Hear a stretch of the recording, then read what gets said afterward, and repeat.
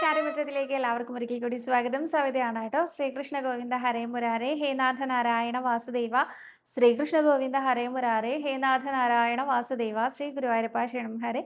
ഇന്നത്തെ സത്സംഗത്തിലേക്ക് എല്ലാവർക്കും ഒരിക്കൽ കൂടി സ്വാഗതം.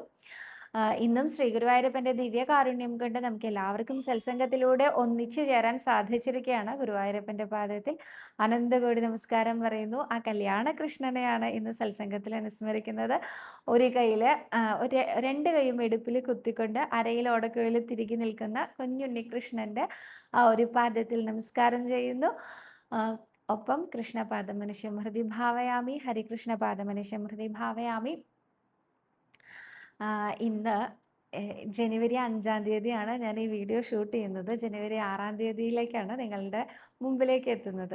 ജനുവരി 5-ാം തീയതി എടത്തിരികത്തുകാവിലെ അമ്മയുടെ താലപ്പൊലി കഴിഞ്ഞ് അന്നത്തെ ദിവസം രാത്രിയിലാണ് കേട്ടോ ഈ വീഡിയോ ചെയ്യുന്നത്. ഇന്നത്തെ ഈ ഒരു കോസ്റ്റ്യൂംസ് ഒന്നും എനിക്ക് മാറ്റാനേ തോന്നുന്നില്ല. കാരണം എനിക്ക് ഒരുപാട് സന്തോഷമായ ദിവസമാണ്. ഭഗവതി അമ്മയുടെ താലപ്പൊലിയിൽ ആ മഞ്ഞളിൻ്റെ ആ ഒരു പ്രസാദം, മഞ്ഞൾ പ്രസാദത്തിൽ അഭിഷേകം ചെയ്യാൻ സാധിച്ചു. എനിക്ക് ഒരുപാട് സന്തോഷമായി. എനിക്ക് എല്ലാ വർഷവും അത് മിസ്സായി പോകാറുണ്ട്. നിങ്ങളെല്ലാവരും കണ്ടിട്ടുണ്ടാവും എടത്തിരികത്തുകാവിലെ അമ്മയുടെ താലപ്പൊലിയുടെ അന്ന് ആ വെളിച്ചപ്പാട് മഞ്ഞൾ അഭിഷേകം ചെയ്യുന്നത് അല്ലേ. അദ്ദേഹം അതിനുശേഷം നമുക്കങ്ങനെ എല്ലാ ഭക്തജനങ്ങൾക്കും മഞ്ഞളുകൊണ്ട് ഇങ്ങനെ എന്താ പറയുക, എറിഞ്ഞു തരിക എന്ന് പറയില്ലേ, അങ്ങനെ കിട്ടാറുണ്ട്. പക്ഷെ എൻ്റെ മേലൊന്നും ആവാറില്ല.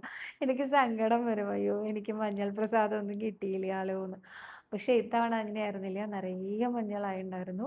തലയിൽ നിറയെ അരിയും നെല്ലും മുടിയിൽ നിറയെ മഞ്ഞളും ഒക്കെ ആയിട്ടുണ്ടായിരുന്നു. അപ്പോൾ എന്താ പറയുക, ഒരു ധന്യ നിമിഷം എന്ന് പറയില്ലേ, ഭഗവതി അമ്മ അനുഗ്രഹിച്ച ആ ഒരു നിമിഷമായിരുന്നു. വലിയ സന്തോഷം തോന്നി കേട്ടോ. അപ്പോൾ അതിൻ്റെ വീഡിയോ നിങ്ങളുമായിട്ട് ഷെയർ ചെയ്തിട്ടുണ്ടായിരുന്നു. എനിക്കിന്ന് വേറൊരു കാര്യം നിങ്ങളോട് പറയാനുള്ളത്, എല്ലാവരും ഷോർട്ട് വീഡിയോയും ഫുൾ വീഡിയോയും മുഴുവനായിട്ടും കാണണം. കാരണം എന്താണെന്ന് വെച്ചാൽ ഞാനിപ്പോൾ ഷോർട്സ് പറയുന്നത് ഫുൾ വീഡിയോയിൽ ചിലപ്പോൾ ഉൾപ്പെടുത്താറില്ല. രണ്ടായിട്ട് തന്നെ പറയാറുണ്ട്. അപ്പോൾ പല ആളുകൾക്കും ഇതിൽ റിപ്പീറ്റഡ് ആയിട്ട് ചോദ്യങ്ങൾ ചോദിച്ചുകൊണ്ടിരിക്കുന്നു കേട്ടോ. അവരുടെ ചോദ്യം ഞാൻ ഷോർട്സ് ആയിട്ട് പറഞ്ഞിട്ടുണ്ട്, പക്ഷെ അവർ ഫുൾ വീഡിയോ ആയിരിക്കും കാണുന്നുണ്ടാവുക. അതുകൊണ്ട് ആ ഷോർട്സ് ശ്രദ്ധിക്കാതെ പോയിട്ടുണ്ടായിരിക്കും. അങ്ങനെ കുറേ ചോദ്യങ്ങൾ മിസ്സായി പോകുന്നുണ്ട് കേട്ടോ. അപ്പോൾ അതുകൊണ്ട് നിങ്ങളൊന്ന് ഷോർട്സിൻ്റെ ഹെഡിങ് എങ്കിലും ഒന്ന് നോക്കിയാൽ മതി. അപ്പോൾ നിങ്ങൾക്ക് മനസ്സിലാവും, നിങ്ങൾക്കുള്ള ചോദ്യത്തിൻ്റെ ഉത്തരമാണോ എന്നുള്ളത് മനസ്സിലാവും കേട്ടോ. പിന്നെ എനിക്ക് പറയാനുള്ളത്, ഞാനൊരു വീഡിയോയിൽ പറഞ്ഞ ആൻസർ അതേ വീഡിയോയിൽ തന്നെ ചോദ്യമായിട്ട് വീണ്ടും ചോദിക്കും.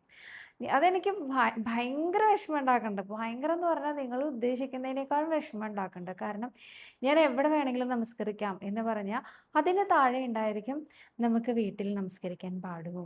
അപ്പം അതിൽ ഞാൻ പറഞ്ഞ എല്ലായിടത്തും നമസ്കരിക്കാമെന്ന്. അപ്പോൾ എനിക്ക് സങ്കടമാവില്ലേ അങ്ങനെ കേട്ട് കഴിഞ്ഞാൽ. അടുത്തതായിട്ട് ഞാൻ ഇങ്ങനെ പറയും, രാത്രിയിലോ നേരവും കാലവും ഒന്നുമില്ല, എപ്പോൾ വേണമെങ്കിലും ഭഗവാനെ ഭജിക്കാം, അതുകൊണ്ട് കുഴപ്പമില്ല. അപ്പോൾ ചോദിക്കും, രാത്രിയിൽ ഭഗവാനെ നാമം ജപിക്കാൻ പാടുമോ. അപ്പം ഇതല്ലേ ഞാൻ പറഞ്ഞേ. അപ്പോൾ എനിക്ക് ഞാൻ പറയണത് നിങ്ങൾക്ക് മനസ്സിലാവണില്ലേ. എനിക്ക് കുറേ ഡൗട്ട് വരുന്നു. അപ്പോൾ അല്ല, അപ്പം ഞാൻ ഇതല്ലേ ഇതിൽ പറഞ്ഞിട്ടുണ്ടായിരുന്നത്. ഞാൻ എന്താണെന്ന് വെച്ചാൽ ഓരോ കമൻസ് വായിക്കുമ്പോൾ ഈ വീഡിയോ ഓൺ ചെയ്ത് വെച്ചിട്ടാണ് ഞാൻ കമൻസ് വായിക്കുക. അപ്പോൾ എന്താ വെച്ചാൽ എനിക്ക് കണക്ഷൻ പോകും ചിലപ്പോൾ. ഏത് വീഡിയോയിലാണ് ഞാൻ ഇതിൻ്റെ ആൻസർ പറഞ്ഞത്. അപ്പോൾ അത് കണക്ഷൻ കിട്ടാൻ വേണ്ടി ഞാൻ വീഡിയോ ഓൺ ചെയ്ത് വെച്ചിട്ടാണ് താഴത്തെ കമൻറ്റ് വായിക്കുക. അപ്പം ഞാനിങ്ങോട്ട് പറഞ്ഞിട്ടുണ്ടാവുള്ളൂ, അതാ ഇതിൽ ചോദിച്ചിട്ടുണ്ടാവുക. അപ്പം എനിക്ക് തോന്നും, ഈശ്വരൻ ഞാൻ പറയണം മനസ്സിലാവണില്ലേ, ഞാൻ ഉദ്ദേശിച്ചത് എന്താണെന്ന് ക്ലിയർ ആവുന്നില്ലേ, അങ്ങനെയൊക്കെ ഒരു ഡൗട്ട് വരുന്നുണ്ട് കേട്ടോ. അപ്പം ദയവിത് നിങ്ങൾ മുഴുവനായിട്ടും വീഡിയോ കാണൂ, നിങ്ങൾക്ക് മനസ്സിലാവും എന്നാണ് എനിക്ക് തോന്നണത്. ഇനി ഏതെങ്കിലും തരത്തിൽ ഞാൻ പറഞ്ഞത് വ്യക്തമാവാത്തത് കൊണ്ടാണോ വീണ്ടും സെയിം ക്വസ്റ്റ്യൻ ചോദിക്കണമെന്ന് വെച്ചാൽ എനിക്ക് മനസ്സിലാവണില്ല. സെയിം വ്യക്തികളല്ല കേട്ടോ ഞാൻ പറയണേ. സെയിം വ്യക്തികൾ സെയിം ക്വസ്റ്റ്യൻ റിപ്പീറ്റ് ചെയ്യുന്നത് അവരുടെ ആൻസർ കാണാത്തത് കൊണ്ടാണ്. ആ ആൻസർ ചിലപ്പോൾ ഞാൻ ഷോർട്സിൽ പറഞ്ഞിട്ടുണ്ടാവും, അതിനുള്ള ഉത്തരമാണ് ഞാൻ നേരത്തെ പറഞ്ഞത്. പക്ഷെ വ്യത്യസ്തമായിട്ടുള്ള ആൾക്കാർ ഞാൻ പറഞ്ഞ ആൻസർ തന്നെ വീണ്ടും ചോദിക്കുന്നുണ്ട്. അതെന്താണെന്നൊക്കെ മനസ്സിലായില്ല കേട്ടോ. അപ്പോൾ നിങ്ങളൊന്ന് ശ്രദ്ധിക്കൂ കേട്ടോ. ഒന്ന് ശ്രദ്ധിച്ച് കേട്ടാൽ നിങ്ങൾക്ക് മനസ്സിലാവും തന്നെയാണ് എനിക്ക് തോന്നുന്നത്. ഇനി എൻ്റെ ഭാഗത്തു നിന്ന് മനസ്സിലാകാത്ത തരത്തിലാണോ ഞാൻ സംസാരിക്കണതെന്നും എനിക്കറിയില്ല. ആദ്യത്തെ ചോദ്യം നോക്കാം അല്ലേ. സവിത സജിത ചേച്ചിയാണ്. ഞാനൊരു ഒരുപാട് പ്രശ്നത്തിലൂടെ കടന്നു പോകുന്നു. സത്യം പറഞ്ഞാൽ ജീവിക്കണം എന്ന് പോലും തോന്നുന്നില്ല. അത്ര വിഷമത്തിലാണ്. ഭഗവാനെ വിളിക്കാനോ എൻ്റെ വീടിനടുത്തുള്ള മഹാവിഷ്ണുവിൻ്റെ അമ്പലത്തിൽ പോകാനോ ഒന്നിനും തോന്നുന്നില്ല. ഞാൻ 6 മാസത്തിൽ കൂടുതലായി പോയിട്ട് ഞാൻ ആകെ വീടിനകത്ത് നിന്ന് പുറത്തിറങ്ങാൻ പോലും തോന്നണില്ല. സവിതയുടെ വീഡിയോ കാണുമ്പോൾ ഒരു ചെറിയ സമാധാനം തോന്നും. ഇനി ഞാൻ എന്താണ് ചെയ്യേണ്ടത് സവിത? എനിക്ക് ഗുരുവായൂർ വന്ന് ഒരു 3 ദിവസമെങ്കിലും ഭജനം ഇരിക്കണം എന്നുണ്ട് എന്നാണ് പറഞ്ഞിരിക്കുന്നത്. സജിത ചേച്ചി, നമുക്ക് നാമം ജപിക്കുന്നതും നാരായണീയം വായിക്കുന്നതും നമസ്കരിക്കുന്നതും ഒക്കെ വിടാം, എല്ലാം വിടാം, ഒന്നും തോന്നുന്നില്ല എന്നല്ലേ പറഞ്ഞത്. നമുക്കൊരു കാര്യം ചെയ്യാം, നമുക്കൊന്ന് വൃന്ദാവനത്തിലേക്ക് പോയി നോക്കിയാലോ? അവിടെ എന്താ സംഭവിക്കണേ നോക്കിയാലോ? പ്രഭാത നേരത്ത് നമ്മൾ വൃന്ദാവനത്തിൻ്റെ ഒരു തെരുവിലൂടെ ഇങ്ങനെ നടന്നു പോവുകയാണ് കേട്ടോ. ഇരുവശങ്ങളിലും ഒരേ മാതൃകയിലുള്ള അനേകം കെട്ടിടങ്ങൾ കാണാനുണ്ട്. ചെറിയ രീതിയിലുള്ള കുടില് പോലെയുള്ള വീടുകളാണ് കാണുന്നത്. ഒരേ മാതൃകയിലാണ്. നല്ല രസമുണ്ട് കേട്ടോ കാണാൻ. അപ്പോൾ ഇത് എല്ലാം നല്ലോണം അടിച്ചു തുടച്ച് വൃത്തിയാക്കിയ രീതിയിലാണ് കേട്ടോ എല്ലാത്തിൻ്റെയും പൂമുഖം കാണുന്നത്. ഓരോ വീട്ടിൽ നിന്നും നമുക്ക് പാട്ട് കേൾക്കാൻ സാധിക്കുന്നുണ്ട്. ഈ പാട്ട് കേൾക്കുന്ന സമയത്ത് ഒന്ന് ചെവി ഓർത്ത് നോക്കൂ. ആ ചെവി ഓർക്കുന്ന സമയത്ത് നമുക്ക് മനസ്സിലാവും അത് നന്ദകിശോരനെ കുറിച്ചുള്ള പാട്ടാണെന്ന്. നന്ദകിശോരൻ്റെ ഭംഗിയെ വർണ്ണിക്കുന്നത്, നന്ദകിശോരൻ്റെ സ്വഭാവത്തിനെ വർണ്ണിക്കുന്നത് പല പല രീതികളിൽ അമ്മമാരുടെ പാട്ടുകളാണെന്ന് മനസ്സിലാവും. ഒപ്പം ചെറുതായിട്ട് തൈര് കലക്കുന്നതിൻ്റെ ശബ്ദം ചില ഗൃഹങ്ങളിൽ നിന്ന് കേൾക്കാനുണ്ട് കേട്ടോ. അപ്പോൾ ഒന്ന് അങ്ങോട്ട് നോക്കുമ്പോൾ ഉണ്ടാവും ഈ എല്ലാ ഗൃഹങ്ങൾക്കും കൂടി കോമൺ ആയിട്ട് ഒരു കിണറാണുള്ളത്, വലിയൊരു കിണർ. ആ കിണറിൻ്റെ കരയിൽ അനേകം ഗോപികമാർ നിന്ന് വെള്ളം കോരിയെടുത്ത് അവർ കലത്തിൽ നിറച്ചുകൊണ്ട് കഥകൾ പറയുന്നത് കേൾക്കാം. നമ്മൾ 4 സ്ത്രീകൾ ചേർന്ന് കഴിഞ്ഞാൽ ഗോസിപ്സ് ആയിരിക്കും കൂടുതൽ പറയാല്ലേ. എന്നാൽ ഇവിടെ ഗോസിപ്സ് അല്ല കേട്ടോ പറയുന്നത്. ഇവിടെ പറയുന്നത് ഉണ്ണികൃഷ്ണൻ എൻ്റെ ഗൃഹത്തിൽ ഇന്നലെ വന്നിട്ടുണ്ടായിരുന്നു. എന്തൊരു വികൃതിയെന്നറിയോ? എത്ര വികൃതി കാണിച്ചാലും ഉണ്ടല്ലോ, അവനെ അങ്ങോട്ട് കണ്ടാൽ എടുത്തൊരു ഉമ്മ കൊടുക്കാൻ തോന്നും എന്നാ ആദ്യത്തെ ഗോപിക പറയണത്. നിനക്ക് അങ്ങനെ തോന്നിയില്ലേ? എനിക്കും ഇത് തന്നെയാട്ടോ പറയാനുള്ളത്. എൻ്റെ ഗൃഹത്തിൽ അവൻ ഇന്നലെ വന്ന് കാണിച്ചതുണ്ടല്ലോ, വലിയൊരു തൈരിൻ്റെ കലം. അതിൻ്റെ മുകളിൽ ഞാൻ ചിത്രപ്പണികളൊക്കെ ചെയ്യണമെന്ന് വിചാരിച്ചിട്ട് പ്ലെയിനായിട്ട് ഇങ്ങനെ ഒഴിച്ചിട്ടിരിക്കുകയായിരുന്നു ആ കലം. ഞാൻ നോക്കുമ്പോൾ ഉണ്ട് ഉണ്ണികൃഷ്ണൻ എൻ്റെ ആ ഗൃഹത്തിലെ കണ്ണാടിയുടെ മുമ്പിൽ ഞാൻ വെച്ചിരുന്ന കുറേ കുങ്കുമവും കന്മഷിയും ഒക്കെ എടുത്ത് കലത്തിൽ തേക്കുന്നു. എന്തിനാ ഉണ്ണികൃഷ്ണ ഇങ്ങനെ ചെയ്യണത് എന്ന് ഞാൻ ചോദിച്ചപ്പോൾ പറയാണ്, ഞാൻ ഈ കലത്തിനെ ഒന്ന് നന്നായിട്ട് പുറപ്പെടിച്ചതാണ്. എൻ്റെ അമ്മയൊക്കെ എന്നെ ഇങ്ങനെയാണ് കേട്ടോ പുറപ്പെടിക്കാറുള്ളതെന്ന്. ഞാൻ നോക്കുമ്പോൾ കണ്ടും പിരുകമൊക്കെ എഴുതി ഒരു ഭൂതത്തിൻ്റെ രൂപത്തിലാക്കി വെച്ചിട്ടുണ്ട് എൻ്റെ ആ കലം. ഇനി എന്തിനാ കൊള്ളുക അതെടുത്ത് ഞാൻ പെരുമാറിയാൽ എൻ്റെ ദേഹത്ത് മുഴുവൻ കരിയാവില്ലേ? എന്നാലും എന്തൊരു ചിരിയായിരുന്നു ഇങ്ങനെ ചെയ്തിട്ട്. കുറച്ചൊക്കെ ഉണ്ടല്ലോ അവൻ്റെ മുഖത്തുമായി കേട്ടോ. എപ്പോഴും ഞാൻ അവനെ കാണുമ്പോൾ വെളുത്ത വെണ്ണ ഇങ്ങനെ മുഖത്ത് തേച്ചിരിക്കുന്ന രീതിയിലാണ് കാണാറ്. ഇന്നലെ ഉണ്ടല്ലോ ഒരു കരിക്കുട്ടി കൃഷ്ണനായിരുന്നു എന്നാ ഒരു ഗോപിക പറയണ കേട്ടോ. അത് കേട്ടിട്ട് മറ്റേ ഗോപിക നന്നായിട്ട് ചിരിക്കുന്നുണ്ട്. അത് അടുത്ത ഗോപിക എന്തിനാ ഇങ്ങനെ ചിരിക്കണത് ചോദിച്ചപ്പോൾ എനിക്കൊരാഗ്രഹം, നമ്മുടെ ഉണ്ണികൃഷ്ണനെ എന്തൊരു ഭംഗിയാണ് അവനെ കാണാൻ. നല്ല തുടുത്ത കവിളൊക്കെ ഉണ്ട് അല്ലേ അവന്. അത് കണ്ടാലുണ്ടല്ലോ നല്ലൊരു ഭംഗിയുള്ള പെൺകിടാവാണെന്നാ തോന്നുക. എൻ്റെ മോഹം കൊണ്ട് ഞാൻ എന്താ ചെയ്തേന്നറിയോ? അവൻ്റെ മുഖത്ത് ഒരു പെൺകിടാവിൻ്റെ പോലെ പൊട്ടൊക്കെ ഒന്ന് തൊടിയിച്ചു. ഉണ്ണിക്ക് ഒരു വിരോധവും ഇല്ല കേട്ടോ, എല്ലാത്തിനും അങ്ങനെ തയ്യാറായി നിൽക്കും. നിനക്കറിയാലോ എൻ്റെ ഗൃഹത്തിൽ എൻ്റെ മകളുണ്ടെന്ന്. അവളുടെ ഒരു പാവാടയും കുപ്പായവും ഒക്കെ ഇടിച്ചിട്ട് എൻ്റെ ഉണ്ണികൃഷ്ണനെ അങ്ങോട്ട് കണ്ടാൽ ഒരു ഉണ്ണിക്കുഞ്ഞു ആയി ഇരിക്കുന്നുണ്ട് കേട്ടോ. എന്തൊരു ഭംഗിയായിരുന്നു കാണാൻ എന്നറിയോ? യശോദയ്ക്ക് ആദ്യകാലങ്ങളിൽ പെൺകിടാവ് ഉണ്ടാവണമെന്ന് വലിയ മോഹമായിരുന്നില്ലേ? ഞാനിങ്ങനെ അങ്ങോട്ട് കൊണ്ടുപോയി കാണിച്ചു കൊടുത്തു. ആദ്യം യശോദയ്ക്ക് മനസ്സിലായില്ല കേട്ടോ ഇതാരാണെന്ന്. രണ്ടാമതൊന്ന് സൂക്ഷിച്ചു നോക്കൂ യശോദ എന്ന് പറഞ്ഞപ്പോഴാണ് ആ ഇത് എൻ്റെ ഉണ്ണികൃഷ്ണനായിരുന്നു എന്ന് ചോദിക്കണത്. വലിയ രസമുണ്ടായിരുന്നു കേട്ടോ കാണാൻ എന്നത്രേ ആ ഗോപിക പറയണത്. ഇവരുടെ കിണറ്റിൻകരയിലെ സംസാരമാണ് കേട്ടോ. ഇനിയും നമുക്ക് മുന്നോട്ട് പോവാം അല്ലേ? കുറച്ച് ദൂരം മുന്നോട്ട് പോകുന്ന സമയത്താണ് കാളിന്തിയുടെ തീരത്ത് കൂടെ നമ്മളിങ്ങനെ നടന്നു പോണത്. ആ കാളിന്തിയുടെ കളകളാ ശബ്ദവും ആ തണുത്ത കാറ്റും എന്താ ഒരു രസമല്ലേ ഈ പ്രഭാതത്തിൽ. കുറച്ചു നേരം ഇവിടെ അങ്ങോട്ട് ഇരുന്നാലോ? നോക്കുന്ന സമയത്ത് അവിടെ ദാ ഗോപാലകുട്ടികളൊക്കെ തകർത്ത് കുളിച്ചുകൊണ്ടിരിക്കുകയാണ് കേട്ടോ. അവർക്ക് പറയാനുള്ള വിശേഷവും വേറൊന്നുമല്ല. ഉണ്ണികൃഷ്ണന്റെ കഥ തന്നെയാണ്. ഉണ്ണികൃഷ്ണൻ ഇന്ന് എനിക്ക് വാക്ക് തന്നിട്ടുണ്ട് കേട്ടോ. എന്താ വാക്ക് തന്നിരിക്കണേ? എൻ്റെ ടീമിലാ ഉണ്ണികൃഷ്ണൻ കളിക്കണത്. ഞങ്ങളൊരു ടീമായിട്ടാ കളിക്കണേന്നത്രേ ഒരു ഗോപാലൻ പറയണത്. അപ്പോൾ അടുത്ത ഗോപാലൻ പറഞ്ഞു, അതെങ്ങനെയാ ശരിയാവുക? കഴിഞ്ഞ 2 ദിവസവും ഉണ്ണിയും നീയും സെറ്റായിട്ടല്ലേ കളിച്ചത്? ഇന്ന് ഞാനാണ് ഉണ്ണികൃഷ്ണൻ്റെ കൂടെ. അല്ലല്ലല്ലല്ല, ഇന്നലെ തന്നെ എനിക്ക് ഉണ്ണികൃഷ്ണൻ വാക്ക് തന്നിട്ടുണ്ട് എൻ്റെ കൂടെയാ കളിക്കുകയെന്ന്. നോക്കാലോ നമുക്ക്. നിനക്ക് അത്രയ്ക്ക് നിർബന്ധമാണെങ്കിൽ രാമേട്ടൻ്റെ കൂടെ കളിച്ചൂടെ എന്ന് ചോദിച്ചു. രാമേട്ടൻ്റെ കൂടെ കളിക്കണോണ്ട് വിരോധമൊന്നുമില്ല കേട്ടോ.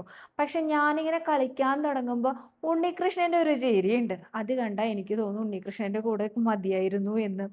അതാ കുഴപ്പം. എന്തായാലും നീ 2 ദിവസം കളിച്ചില്ലേ, ഇനി 2 ദിവസം ഞാൻ കളിക്കാം എന്നായി ആ ഗോപാലൻ. ഇങ്ങനെ പറയുന്നത് കേട്ടുകൊണ്ട് നമുക്ക് ഒന്നുകൂടി മുന്നോട്ട് നടക്കാട്ടോ. ഇങ്ങനെ മുന്നോട്ട് നടന്നു പോകുമ്പോഴാണ് നമുക്ക് ഈ ഗ്രഹങ്ങളിൽ നിന്നൊക്കെ ചെറിയ വ്യത്യാസത്തോടു കൂടി കുറച്ചുകൂടി വലിപ്പത്തിലൊരു നന്ദഗ്രഹം കാണാൻ സാധിക്കുക കേട്ടോ. ഇനി അവിടെ എന്താ നടക്കണതെന്ന് നോക്കിയാലോ. അവിടെ എല്ലാവരും തിരക്കില്ല. എന്താ തിരക്ക്? യശോദമ്മയുണ്ട് അടുപ്പത്ത് വെച്ച പാല് അത് നേരെയാക്കിക്കൊണ്ട് ഇളക്കിക്കൊണ്ട് നിൽക്കുക കേട്ടോ. രോഹിണി അമ്മയുണ്ട് അടുത്ത തൈര് എടുത്ത് ഇങ്ങനെ കലക്കിക്കൊണ്ട് നിൽക്കുക കേട്ടോ. വേറൊരു ഗോപിക ഓടി വന്നിട്ട് തൈരിൽ നിന്ന് ഇങ്ങനെ മാറിക്കൊണ്ടിരിക്കുന്ന വെണ്ണ കുറേശ്ശെ ആയിട്ട് മാറ്റിയെടുത്ത് നല്ലൊരു കലത്തിലാക്കി വെള്ളമൊക്കെ ഒഴിച്ച് പാകത്തിന് വൃത്തിയാക്കി വെക്കുന്നുണ്ട് കേട്ടോ. ഇതൊക്കെ കൂടി ഒരു ഉറിയിലാക്കി കെട്ടി മച്ചിനകത്ത് കൊണ്ടൊക്കെയാണ് അടുത്ത ഗോപികയുടെ പണി. ഇവരെല്ലാവരും എന്തിനാ എത്ര ധൃതി പിടിച്ച് ഓരോ കാര്യങ്ങളും ചെയ്യണേ? അപ്പോഴാണ് യശോദമ്മ അത് പറഞ്ഞത്. രോഹിണി എന്തായി കാര്യങ്ങളൊക്കെയെന്ന് ചോദിക്കണേ. അപ്പോൾ പറഞ്ഞു, ഞാനിതാ ഇവിടെ ചെയ്തുകൊണ്ടിരിക്കുകയല്ലേ എന്ന് ചോദിക്കും. ഇതത് ഇപ്പം കഴിയൂട്ടോ എന്ന് പറഞ്ഞു. പാലിപ്പോൾ ഇതാ തിളക്കൂട്ടോ, എൻ്റെ സഹായം വേണമെങ്കിൽ ഞാനിത് അങ്ങോട്ട് തരികയെന്നാണ് യശോദമ്മ പറയണത്. എന്താ ഇപ്പം ഇത്ര ധൃതി എന്നാണ് ഗോപ മഹാരാജാവ് ഓടി വന്ന് ചോദിക്കണത്. എന്തിനാ ഇത്രയൊക്കെ ധൃതി പിടിക്കണത് എന്ന് ചോദിച്ചപ്പോൾ, അതറിയില്ലേ, രാമനും കൃഷ്ണനും എണീറ്റ് വന്നാൽ പിന്നെ ഇതൊന്നും ചെയ്യാൻ സമ്മതിക്കില്ല എന്ന് മാത്രമല്ല, ഇനിയിപ്പോൾ അഥവാ അവരെ ഏതെങ്കിലും ഒരു കളിക്ക് പറഞ്ഞയച്ചിട്ട് നമ്മളിത് ചെയ്യുകയാണെങ്കിലോ ഇടയ്ക്ക് വന്ന് ഇതൊക്കെ കട്ട് കുടിക്കുകയും ചെയ്യും, തട്ടിപ്പൊട്ടിക്കുകയും ചെയ്യും. അതിന് മുമ്പായിട്ട് വേണം അതൊക്കെ എടുത്തു വെക്കാൻ. അതുകൊണ്ടാ എന്നാണ് ആ ഗോപികമാരും രോഹിണിയമ്മയും യശോദമ്മയും ഒക്കെ പറയണത്. ഒന്ന് ആലോചിച്ച് നോക്കൂ. സജിത ചേച്ചി കുറച്ച് നേരമായിട്ട് വേറെ എന്തെങ്കിലും ചിന്തിച്ചോ? നമ്മുടെ ഉണ്ണികൃഷ്ണനെ കുറിച്ച് മാത്രമല്ലേ ചിന്തിച്ചത്? ഇതേമാതിരിയാണ് ജീവിതത്തിനെ നമുക്ക് മുന്നോട്ട് കൊണ്ടുപോകാൻ സാധിക്കുക. നാരായണീയം വായിക്കാനോ നാമം ജപിക്കാനോ മറ്റൊന്നും നമുക്ക് സാധിക്കില്ലെങ്കിൽ വൃന്ദാവനത്തിലേക്ക് പോയിക്കോളൂ നീ. അവിടെ എന്താ നടക്കണേന്നൊന്ന് നോക്കിക്കോളൂ നീ. നോക്കി വരുമ്പോണ്ടല്ലോ ആ ഉണ്ണികൃഷ്ണൻ ഇങ്ങനെ ചിരിച്ചുകൊണ്ട് നിൽക്കുന്നത് നമുക്ക് കാണാൻ സാധിക്കും കേട്ടോ. ഇതുവരെ ഇപ്പം നമ്മൾ കേട്ടേ ഉള്ളൂ, ഉണ്ണിയെ നമ്മൾ കണ്ടില്ല. ഒന്ന് കണ്ടിട്ട് വരണ്ടേ നമുക്ക് വൃന്ദാവനത്തിൽ. ഇവരൊക്കെ ഇങ്ങനെ തിരക്കിട്ട ജോലി ചെയ്യണ സമയത്ത് നമുക്കെന്നാ ആ കോണിപ്പടിയൊക്കെ ഒന്ന് കയറിയിട്ട് മുകളിലെ മുറിയിൽ വിശ്രമിക്കുന്ന രാമനെയും കൃഷ്ണനെയും കണ്ടിട്ട് വന്നാലോ? നോക്കുമ്പോൾ ഉണ്ടല്ലോ നല്ല ഭംഗിയുള്ള ആ സച്ചിദാനന്ദ കട്ടയായിട്ടുള്ള ഉണ്ണികൃഷ്ണൻ കിടന്നുറങ്ങുകയാണ്. എങ്ങനെയാ ഉണ്ണി കിടന്നുറങ്ങണത്? ചെരിഞ്ഞാട്ടോ രാമേട്ടൻ കിടക്കണത്. ബലരാമൻ കിടന്നുറങ്ങുന്നത് ചെരിഞ്ഞാണ്. എന്നാൽ ഉണ്ണികൃഷ്ണൻ ചെരിഞ്ഞല്ല കിടക്കണേ. എന്താ ഉണ്ണികൃഷ്ണൻ ചെരിഞ്ഞല്ലാതെ കിടക്കണേന്നറിയോ? നമ്മൾ വരുമ്പോൾ കണ്ടോട്ടെ എന്ന് വിചാരിച്ചിട്ടാണ് കേട്ടോ.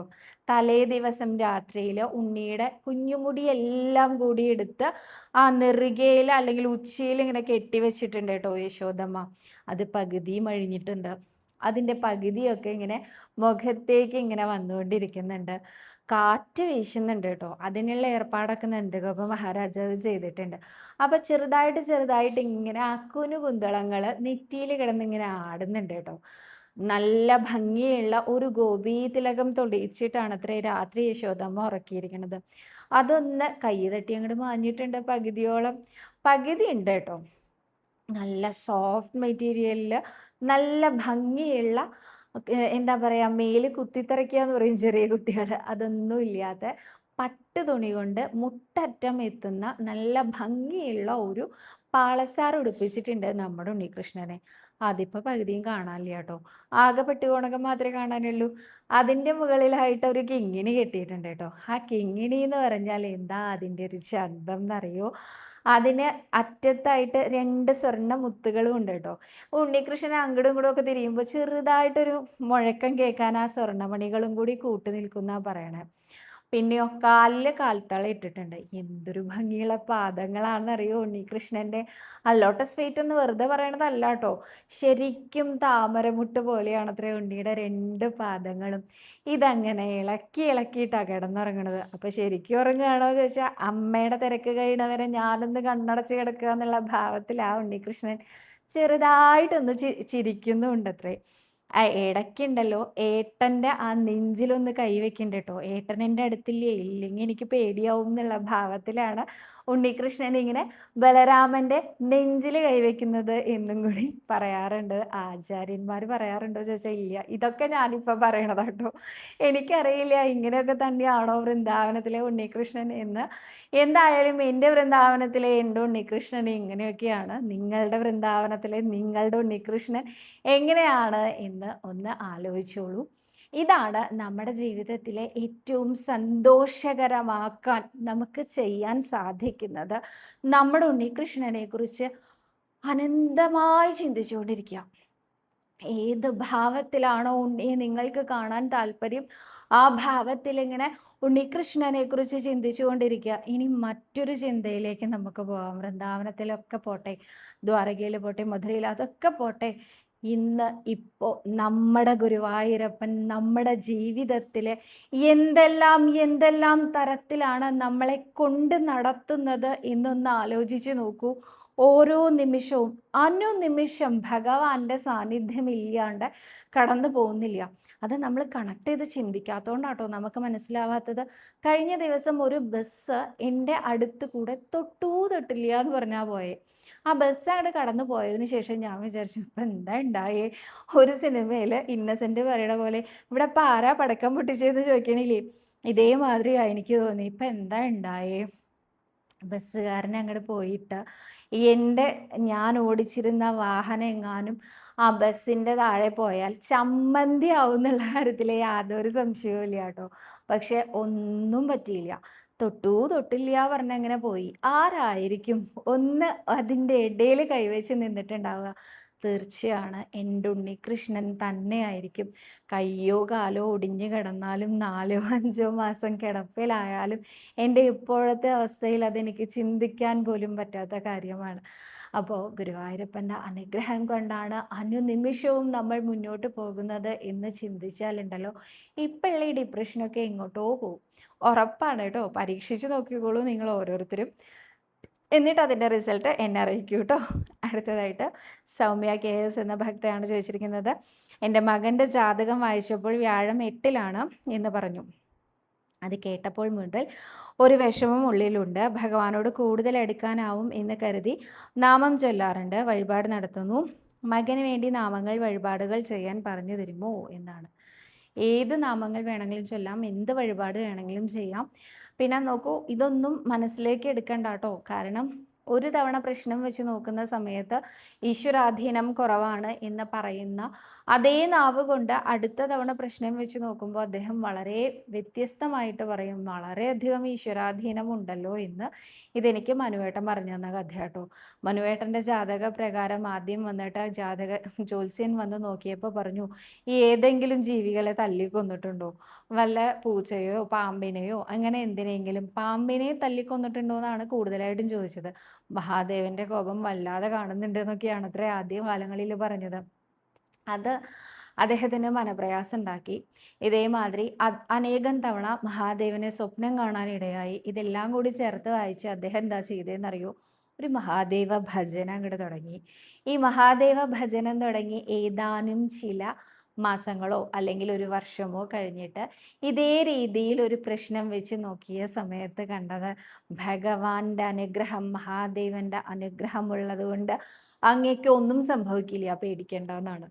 അപ്പോൾ എത്ര പെട്ടെന്ന് ആ കാര്യങ്ങൾ മാറി മറിഞ്ഞല്ലേ. ഈശ്വരാധീനം എന്ന് പറയുന്നത് ഏത് നിമിഷം വേണമെങ്കിലും ഉണ്ടാവാവുന്നതാണ്. അമ്മ ജപിച്ചാലും മകൻ അതിൻ്റെ ഫലം ലഭിക്കും. എന്തുകൊണ്ട് എന്നില്ല കേട്ടോ. ഇഷ്ടമുള്ള നാമം കൊണ്ട് ഇഷ്ടമുള്ള നമ്പർ ഓഫ് ടൈംസ് നാമം ജപിച്ചോളൂ. ഗുരുവായൂരപ്പൻ്റെ അനുഗ്രഹം മാറി മറഞ്ഞ മകനിലേക്ക് ചൊരിയാനിട വരട്ടെ കേട്ടോ. അടുത്തതായിട്ട് സുരഭി എന്ന ഭക്തയാണ് പറഞ്ഞിരിക്കുന്നത്. സൗദി ചേച്ചി, എൻ്റെ മകന് 5.5 വയസ്സുണ്ട്. ഭക്ഷണം കഴിക്കാൻ വലിയ മടിയുമാണ്, ഒരുപാട് താമസവുമാണ്. സ്കൂളിൽ പോകുമ്പോൾ തനിയെ കഴിക്കണം എന്നുള്ളതുകൊണ്ട് ഞാനിപ്പോൾ വാരി കൊടുക്കാറില്ല. എപ്പോൾ ഭക്ഷണം കൊടുത്താലും 2-2.5 മണിക്കൂർ എടുത്താണ് മുഴുവനും കഴിക്കുക. സ്കൂളിലും ഇത് തന്നെ പരാതിയാണ്. സ്കൂളിൽ 15 മിനിറ്റാണ് സമയം എന്നതുകൊണ്ട് എന്നും കൊണ്ട് കളയും, കഴിച്ചു തീരുന്നില്ല എന്ന് ടീച്ചറുടെയും പരാതി. എനിക്കതിൽ വലിയ വിഷമമുണ്ട്. ഞാൻ എന്താണ് ചെയ്യേണ്ടത്? ഇഷ്ടപ്പെടാത്ത ഭക്ഷണമായതുകൊണ്ടായിരിക്കാം, അല്ലെങ്കിൽ പൊതുവെ ചില കുട്ടികൾക്ക് ഭക്ഷണത്തിനോട് ഭയങ്കര വിരോധമാണ്. ഈ ഭക്ഷണത്തിനോട് വിരോധമുള്ള കുട്ടികൾക്ക് വാശി കൂടുന്നു ഞാൻ കേട്ടിട്ടുണ്ട് കേട്ടോ.